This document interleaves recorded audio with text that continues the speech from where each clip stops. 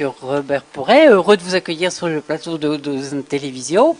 Alors, je rappelle que cette émission consiste un petit peu à présenter les personnalités, faire leur portrait et essayer de découvrir un petit peu ce qu'ils ont vécu et puis que vous nous racontiez votre histoire. Alors, je vois déjà sur la table ont été posés des objets qui sont pas du tout équivoques.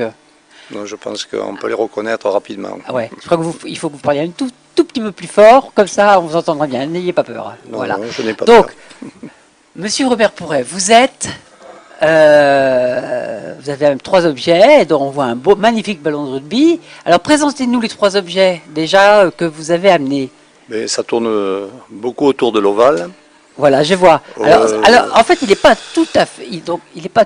Quand on voit un ballon de rugby, il est ovale, mais il ressemble aussi à un ballon dirigeable, quoi. Oui, c'est une petite taille, ça. Hein, voilà, c'est pour ça qu'il a peut-être une taille... forme. Puis il n'est pas gonflé complètement, parce que j'avais peur qu'il ne rentre pas dans le studio. Ah, d'accord. Voilà. Ouais, parce que, en fait, plus on le gonfle, plus...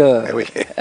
Alors, donc le rugby, c'est votre vie. Le rugby à 13. À 13. Mais ça, vous allez nous expliquer la différence entre le... Alors, vous dites le rugby à 13. Rugby, ah oui, oui. Rugby, comme... Oui, parce que tout le monde ne le prononce pas pareil, hein, en fonction des régions. Ah, dans le sud-ouest, on accentue un peu sur le G. Hein. Ouais. C'est le rugby. Mais chez nous, on dit le rugby. D'accord. Alors, c'est... rugby à 13. Voilà. Ouais. Alors, on commence par ça. Alors, d'abord, oui. Vous voulez que je me présente? Oui, présentez-vous. Je suis natif de Salon. Je vis d'ailleurs dans la maison où je suis né. Vous êtes d'accord? Ouais. J'ai quitté Salon pendant un certain temps, mais j'y suis revenu et pour exercer ma profession dans le Trésor public à partir de 1961, et depuis je n'ai plus quitté Salon, sauf pour quelques voyages. D'accord. Et vous avez fermé avec le Trésor public? Non, il y a plus longtemps que vous êtes à la retraite? Je suis à la retraite depuis 1996. Ah oui, d'accord. J'ai quitté avant que le Trésor déménage. Déménage là-bas, d'accord.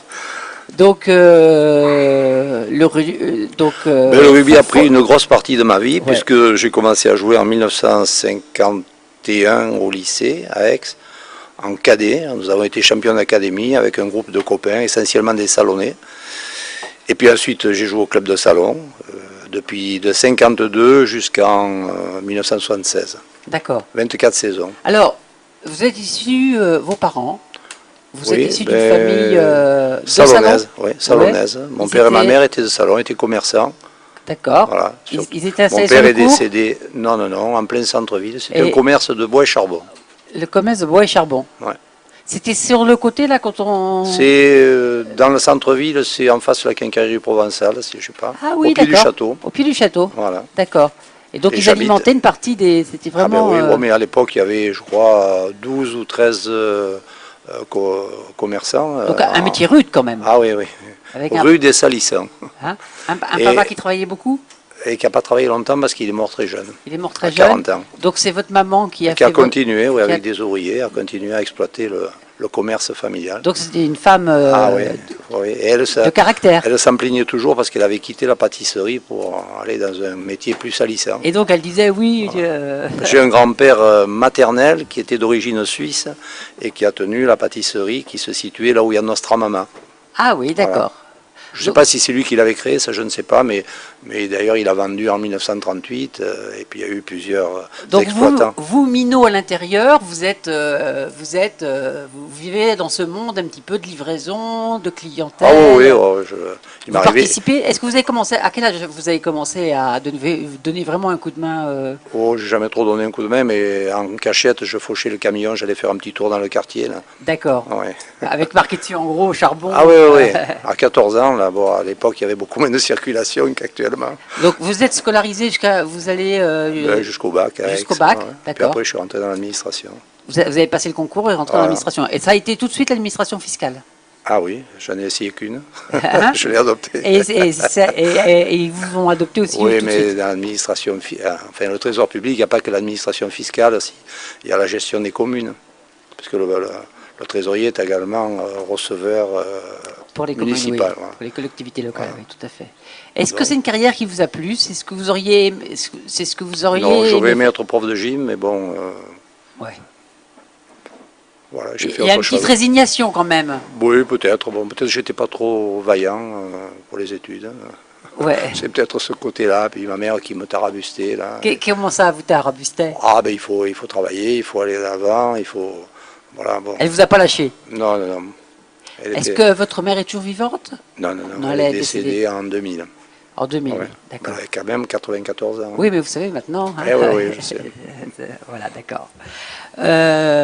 Marié, 3 enfants. Vous êtes marié. 3 enfants et Votre 7 épouse, petits. parlez-nous de votre épouse. Ah, mon épouse, elle a fait une carrière dans la poste. Elle. Ah, ben Elle c'était... est pas très loin d'ailleurs, là. C'est pas tout à fait le même état Voilà. d'esprit que les impôts, hein, C'est mais... une Pyrénéenne. Elle. Ah, 64? Ah non, 65. 65, La région de Tarbes. Ouais. Et on s'est rencontrés à Paris. Et vous êtes Dans rencontrés l'administration. dans l'administration, dans les Voilà. stages à Paris. Oui, comme ça. Là. Et 2 enfants. 3. 3. Donc des grands-enfants, mais vous êtes grand-père. Ah oui, oui, oui. 7 petits-enfants. 7 petits-enfants maintenant. Et Ma fille aînée est à Biarritz. quand on prend le regard comme ça sur ces petits-enfants qui grandissent, etc. Ça pousse. Ça pousse, hein. Ah, Est-ce que vous trouvez ça que la nous vie pousse. passe vite? oh oui, trop vite. C'est vrai? Et pourtant, je pense avoir pris le temps de la vivre, mais ça va trop vite. Surtout les dernières années. Voilà.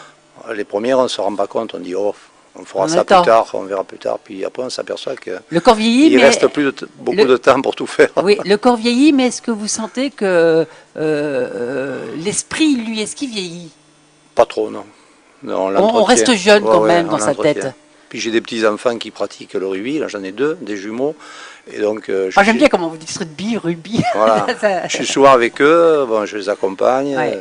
Ils ont 17 ans et demi. Donc, et quelquefois, je ne me rends pas compte que ce sont mes petits-enfants. J'ai l'impression que ce sont mes enfants. Ah oui, d'accord. Alors, Donc, il faut oui. faire un petit peu le point pour se rendre compte qu'on n'est pas dans la même génération. Alors, ce ballon, Ah ouais. ballon-là, hein, Voilà. il y a marqué dessus d'ailleurs, Fédération française de Rugby à 13. rugby à 13, oui. Ouais. Hein. On s'est battu pendant des années pour cette appellation, Ah. parce qu'on nous l'a refusé. C'est vrai? Ah, c'est une petite Alors, parenthèse. alors dites-nous déjà, c'est quoi, parce qu'une fois pour toutes, la différence entre le rugby à 13 et le rugby à 15? Bon, déjà- Et pourquoi il y a 2 écoles? Parce que c'est comme si on Mais dirait... le rugby à 13 est né d'une scission en Grande-Bretagne. Bon, il existait déjà ailleurs, mais en Grande-Bretagne, il y avait Une scission en Bretagne, c'est pas rien. Hein. ouais, les gens du Nord, dans les pays miniers, demandaient comment dirais-je, une indemnisation parce qu'ils allaient s'entraîner pendant les heures de travail. Et donc, alors que le rugby à 15 était plutôt réservé aux gens, aux étudiants, aux gens de classes plus favorisées. Ah. Voilà. Et donc, c'est parti d'un problème social. Et bon, comme la fédération de rugby à 15 anglaise se refusait à indemniser les joueurs, il y a eu cette scission. Et le rugby à 13 est né comme ça en Grande-Bretagne. Et comment il est venu jusqu'à Salon? Bon, mais après, il s'est développé. Bon, En France, c'est le plus pratiqué? non, non, non, le rugby à 15 est nettement plus pratiqué. Il y a des- Voilà, Ah, ce qu'on le voit, rugby, ouais. voit dans les médias en Ah ouais. général. Mais oui, mais on est un peu étouffé, on ne nous montre pas souvent à la télévision. Ouais. Et pourtant, notre jeu est magnifique. Oui. Quelle est la différence d'un Mais il y a jeu déjà entre un 4 trait- joueurs de moins sur le terrain, Ouais. ce qui crée des espaces libres. Oui, il faut courir plus, hein. Voilà. Et puis, les règles sont quand même plus simples. Il n'y a pas de mêlée ouverte. Alors, lorsqu'on est plaqué, c'est à 1 contre 1 ou 1 contre 2. Et on remet le ballon en jeu en se mettant debout et en talonnant la balle, en la jouant pour son camp. Si vous deviez qualifier un adjectif entre rugby à 13 et rugby à 15, vous diriez quoi comme argument pour dire, bah, écoutez, le rugby à 13, Et je pense que le rugby à 15 a fait beaucoup à progresser dans un sens au niveau physique, puis il est devenu professionnel depuis quelques années, alors qu'avant il accusait le 13 d'être professionnel et il était bloqué dans un système d'amateurisme, mais qui ne l'était pas forcément, quoi. Oui, Et c'était c'est du pour faux, ça, ouais. voilà, c'est pour ça qu'il y a eu une rupture avec les Anglais. Et après cette rupture, le 13 a pris une grande expansion en France, avant la guerre. Et en 1942, le gouvernement de Vichy a supprimé carrément le rugby à 13, qui gênait. À cause de l'origine anglaise. Non, non, non, pour des Parce que motifs moi, futiles. Parce qu'il y avait des dirigeants du rugby à 15 qui étaient dans le gouvernement de Vichy et qui ont profité de l'occasion pour supprimer le rugby à 13, qui était gênant. D'accord. Voilà. Vous voyez, hein, Il y avait comme une quoi, la concurrence. grande et la petite histoire, des Il y avait fois. une concurrence et maintenant, bon, la concurrence Alors- n'existe plus. Ce sont 2 sports différents, ce sont 2 pratiques tout à fait différentes. Ceux qui jouent au rugby à 13 ne sont pas forcément bons au 15 et inversement. Voilà. Et Il y a plus de temps de jeu au rugby à 13. Vous Le avez temps com- effectif de jeu est plus important Donc il Ah y a oui, plus d'exigences. non, mais physiquement, c'est. Ah Oui, ouais, ouais. mais Il y a plus mécaniquement, d'espace, oui, ça se comprend. ça se comprend. Vous avez donc commencé à pratiquer ce sport à quel âge?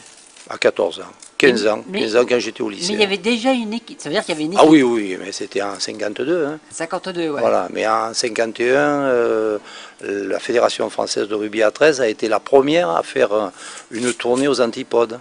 Une tournée qui est triomphale avec les Puy Gobert, des grands joueurs de l'époque, les Rinaldi, Dope, etc., qui sont revenus couverts de gloire. Il y a eu un défilé à Marseille sur la Canebière en présence de 300 000 personnes. Régionalement, en France, ça se joue partout ou alors c'est plutôt dans le sud? C'est assez plutôt dans le sud. Il y a un peu dans la région parisienne, bon, c'est assez, puis après au sud de la Loire. Et c'est les gens du sud qui les ont emmenés sud de la Loire, de toute Ouais, façon. ouais. Dans le nord de la France, ça n'a pas très. Mais il faut dire aussi que les médias ne favorisent pas l'expansion du rugby. On en parle très peu du rugby à 13. Oui, Sur les chaînes de notre télé. maire actuel, c'est du rugby à 15. Oui, oui, oui. C'est pas la même école. Il ne fait pas de différence entre les deux. Il fait pas de différence? Non, non, il nous a très bien reçus. On a fait un rassemblement des anciens internationaux de rugby à 13 il y a 2 ans. En octobre, il nous a très, très bien reçus en mairie. Il a honoré tous les anciens internationaux que nous avions reçus. Voilà. Entre sportifs, on se respecte. Aujourd'hui, donc il y a un club. Alors, donc le ballon, c'est le même. Voilà.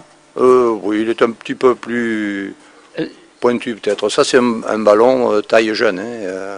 Parce que en fonction de, excusez-moi, j'ai un débutant, alors ouais. En fonction de la taille. Pour les petits gamins de 7-8 ans à l'école de rugby, on leur donne des ballons de cette taille. Voilà, puis après, pour les professionnels? Bon, pour les adultes, pour les seniors. Ce ballon-là particulièrement, qu'est-ce qu'il a pour vous, celui-là?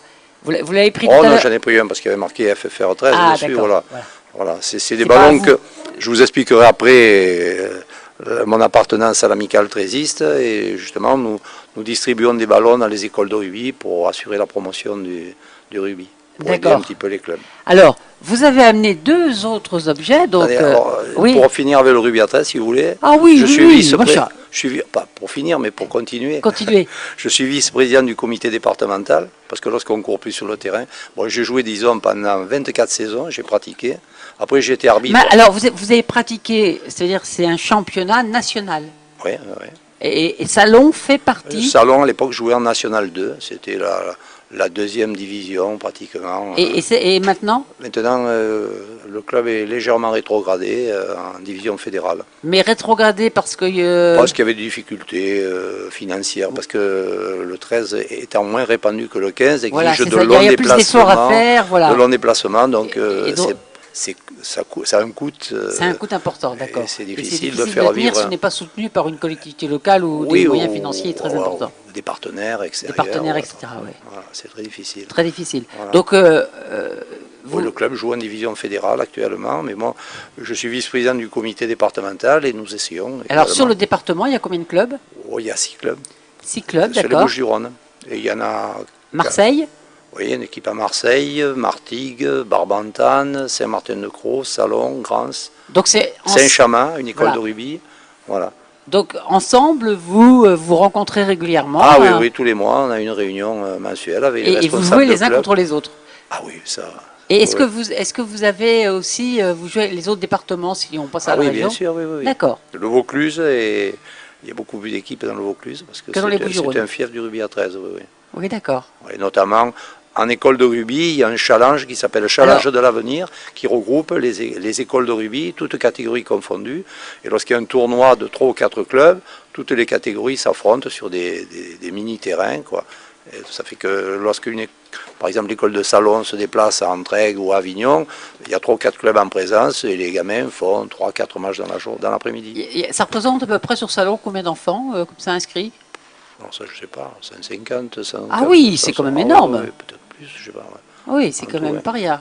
Je crois qu'il y a beaucoup de téléspectateurs qui découvrent le rugby à 13 et qui ne connaissaient pas du tout. Et malheureusement, on le voit très peu à la télévision. Voilà, donc on ira filmer des images, on va suivre un peu plus l'actualité sur... Ce sera très bien, comme ça, ça nous permet, vous voyez, de votre venue là. Est-ce que sur ce thème-là, on a oublié des choses donc on a créé une amicale des anciens, joueurs, dirigeants, sympathisants, depuis 1972. Et nous sommes à peu près 300 membres. Ça s'appelle l'amicale trésiste de Salon et sa région. Et nous avons un certain nombre d'activités qui concernent la promotion du rugby à 13, l'aide au club. Nous organisons ces festifs aussi. Hein. Ouais. Ferrades, cargolades, sorties pour aller voir des matchs. Oui, c'est pas le rugby est pas triste, c'est pas. Non, non, non. C'est un sport. Mais il faut que ça soit la fête, le rugby. Hein. Oui, c'est la fête. Oui, oui. Quelles sont pour vous les vertus un petit peu de ce sport? Qu'est-ce qu'il apporte? Déjà, c'est un sport d'équipe qui est exigeant, qui nécessite une grosse force de caractère. Puis, il y a beaucoup de contacts, donc il y a une maîtrise de soi qui est indispensable, parce que bon, lorsqu'on reçoit un bon carton, quelquefois on a tendance à vouloir le rendre un peu trop rapidement. Mais donc, esprit d'équipe, solidarité, générosité, voilà, ce sont les mots-clés du sport d'équipe. Mais il y a quand même un respect de l'adversaire, et je le constate à travers notre amicale trésiste.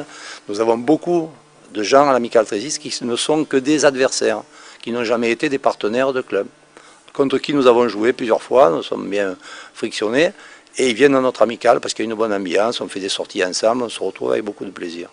Donc le rugby réunit. Voilà. En fait, on a l'impression, parce qu'on a l'impression, à regarder l'extérieur, c'est un sport violent, on prend des coups, on se fait plaquer. Mais à la fin du match, on se donne l'accolade. Eh oui. Ouais. Si on a l'esprit sportif, parce que bon, il y en a toujours quelques-uns dans mais les on équipes. Retrouve pas, on n'entend jamais parler de violence comme dans le foot. C'est pas pareil, non. Non. C'est pas la même ambiance. Vous pouvez aller voir une finale de la Coupe d'Angleterre. Pendant des années, il n'y a pas eu de barrière. Les gens, le public restait à sa place. Les joueurs, à la fin du match, venaient serrer les mains. Vous expliquez ça comment? C'est peut-être...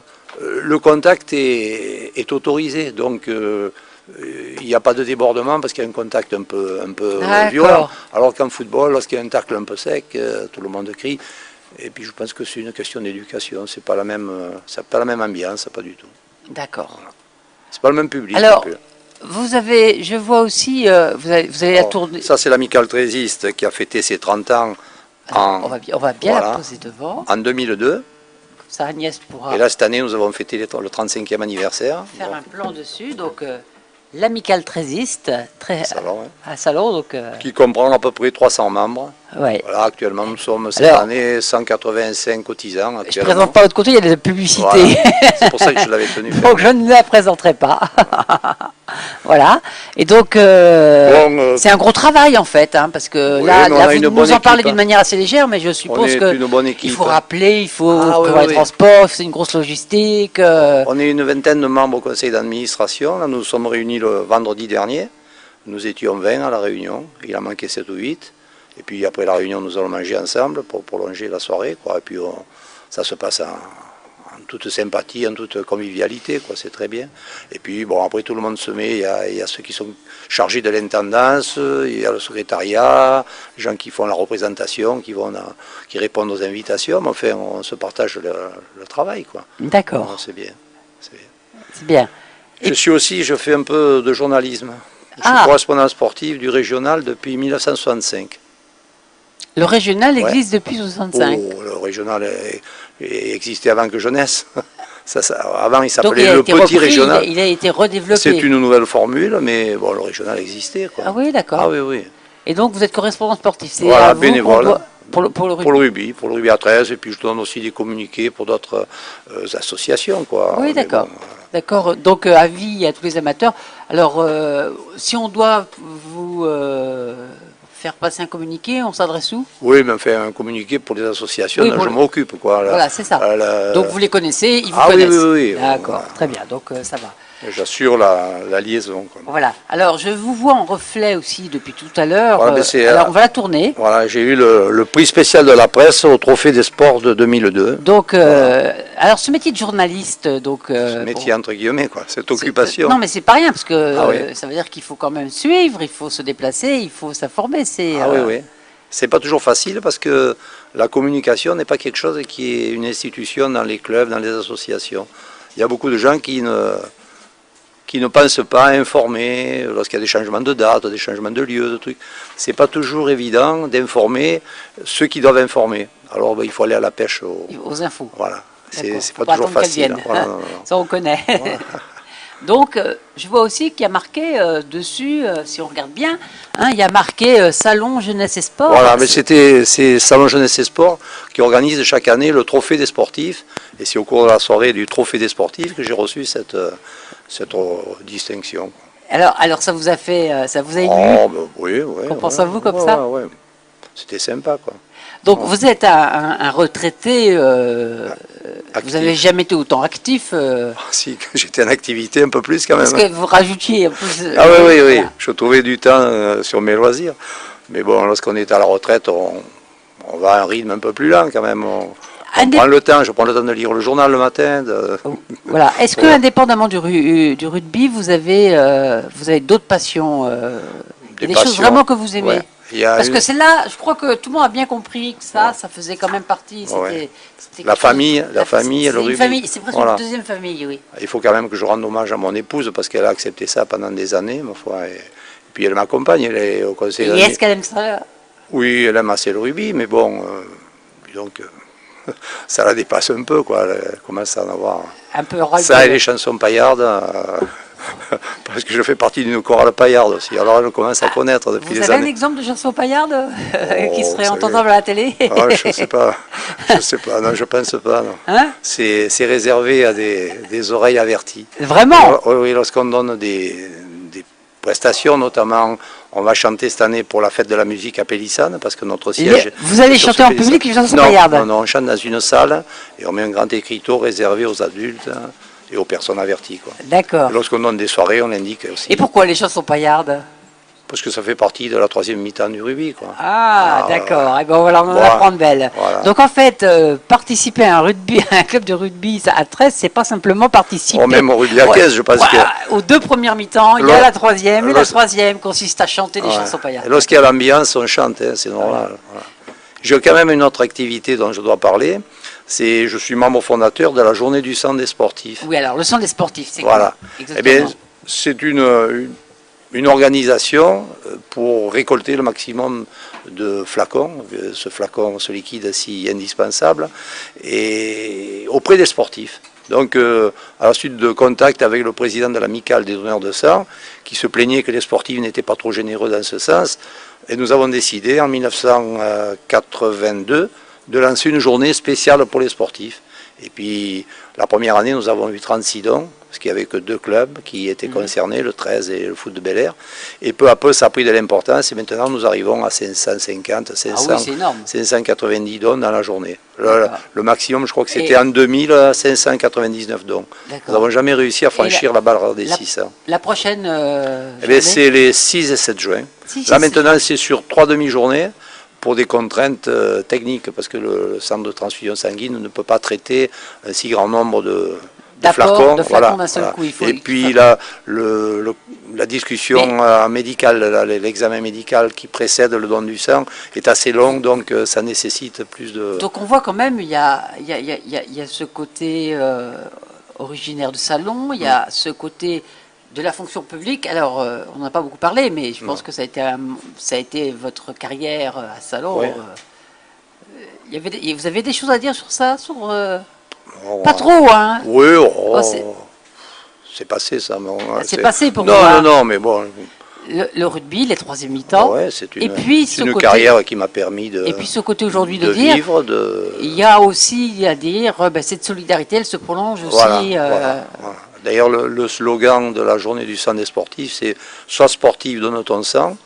Et c'est amitié, générosité, solidarité. Eh bien, je crois qu'avec ces 3 mots, on va conclure notre entretien. Et très heureux d'avoir fait votre connaissance et appris sur le rugby à 13.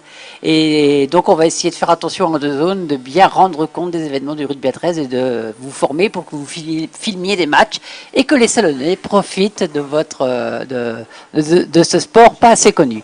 Merci beaucoup et passez à bientôt dans nos studios quand vous voulez. Merci de votre accueil. Merci, au revoir. Au revoir.